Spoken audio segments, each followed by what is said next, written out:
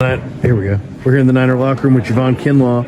And Javon, let's go back to that first play, first series. You absorb both offensive linemen, and Warner was free to smack Najee in the mouth, man. Take us back to that play. What did you see there? Just trying to play fast, trying to shoot the gap, make something happen, and luckily both of them stuck on me right there. And Fred was able to make an unbelievable play like he always do, so that was awesome. Yeah. I ain't even see it, but I heard it, it was crazy. Yeah. I mean, your job is to absorb these guys and give Dre and Fred a chance to run, keep their legs free. It's a kind of a thankless job, huh? I mean, you just got to be built for it, Yeah.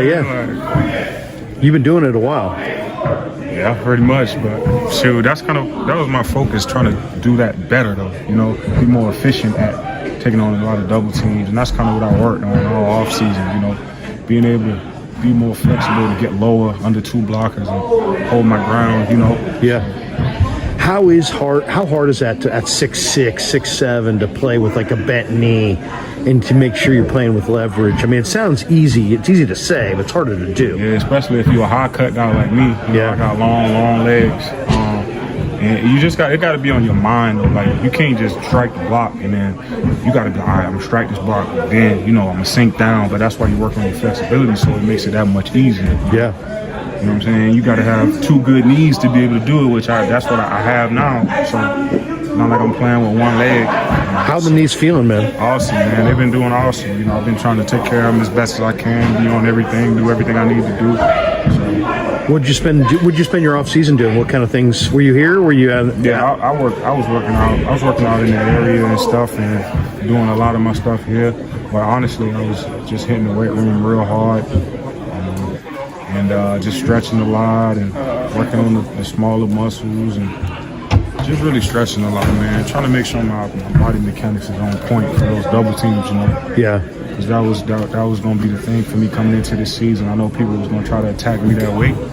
So I definitely felt like I was strong enough last year, but just my knee hadn't caught up to the rest of my body yet, but it finally has. Right. So it's gonna allow me to be more better in those situations, You seem like you're in like maybe the best spot you've been in since you've been in the league. Am I assessing that right? Do you seem like you're healthier, like the defense, you're comfortable in the league, you're comfortable with the team and the scheme. Would you say you're you feel the best you felt this year? Mentally, I'm just in a good head. I'm just in a good space right now, man. I'm confident in my abilities. I know what I put into it, and just after all these years, even though I couldn't get any physical reps, I've been taking a lot of mental reps, and it's finally caught up with my body to allow me to get the chance to go and apply what I've been learning without being on the field, to actually going and doing it on the field, So it wasn't like I was just around not learning, I was learning every day, just watching stuff, watching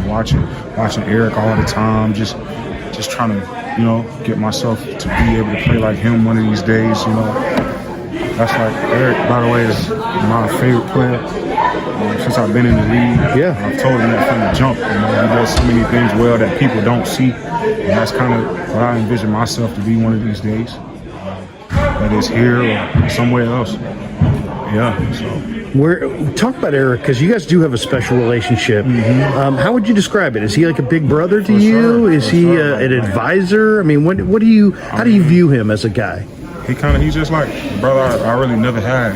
Just always, since day one, just making sure I'm good, not even on the field. Right. Just like off the field, just anything.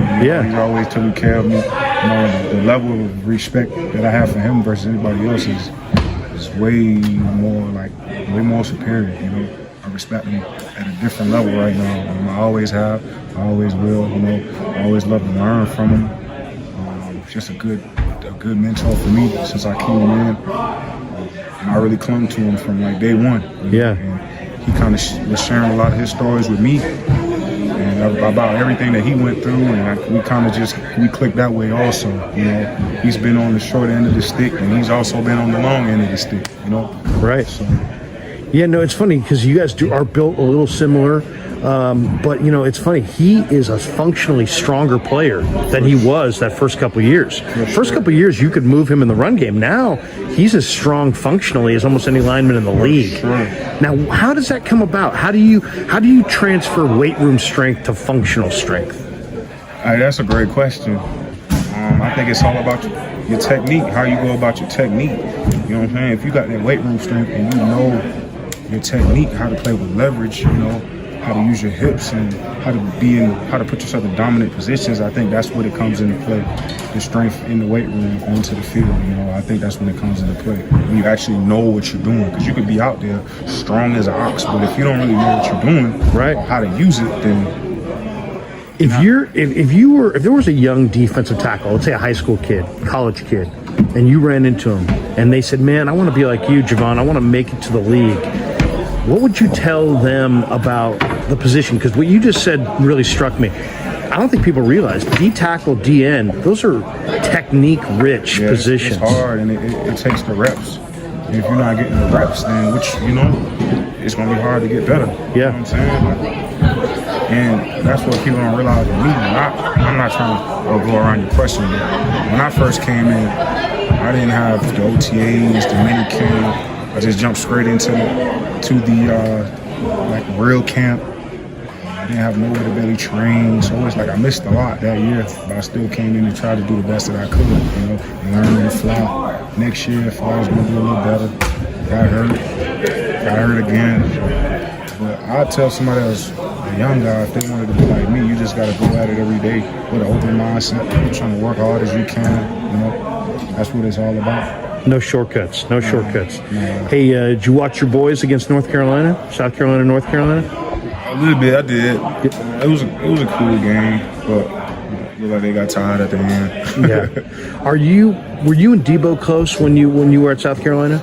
We was cool. Not as close now, but we was cool. You know, me, I was more back then. I used to be like more standoffish, you know, to myself, real isolated type of guy. Now I try to be more around and involved in things, you know, talk more. Sure.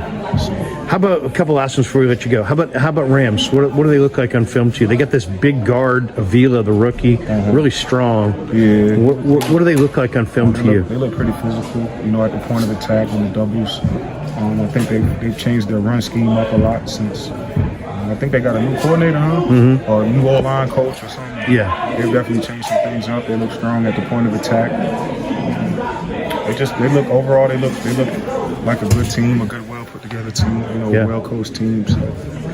Last one for you, man. In the fourth quarter, man, of the Steeler game, you could hear the fans yelling, "Let's go Niners!" And then when you guys go to LA, it's all Niner fans. Yeah, you know something. How cool is that to go on the road and see the fans show out like that? It's awesome, man. It gives you a lot more confidence than you already have going into it, you know. You see a sea of red, you know what I'm saying? It's unbelievable. Yeah. We got the best fans in the world, and it shows every week in, week out. Even in training camp, like, it's loaded out there, you know. I know. You love it, you know what I'm saying? Last one, you got goals, individual goals? I mean, the goal is to win the freaking Super Bowl, but do you have an individual goal for the year? Just try to stay as consistent as possible. Yeah. With everything, as far as the weight room, just supplements, my stretching, take care of my body, you know, just stay as consistent as I can. That's the only goal I have. If I take care of that, I'll take care of everything else. Appreciate you, man. Yes, good luck this week. Appreciate it. Javon Kinlaw.